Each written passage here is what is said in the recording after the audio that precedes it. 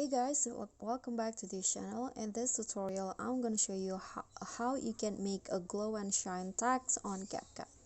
So you need to go to text and add your text. I'm going to just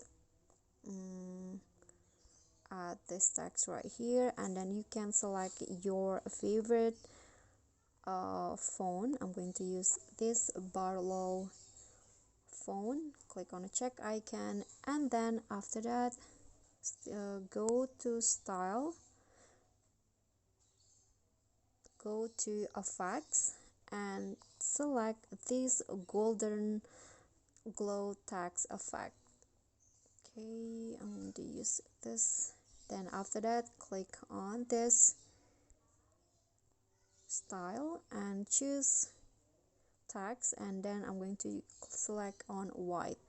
Go to animations, and then to have that shine effect you need to go to loop and then select shine. Okay, this one, click on shine animation. Okay, so just wait until it's loaded. Okay, so the text will go like this. Then you can just adjust the speed to your liking. And now you are done with the glow and shine text. Okay, so that's all for me. Thank you guys so much for watching. Like, comment, and also subscribe into the channel. Bye.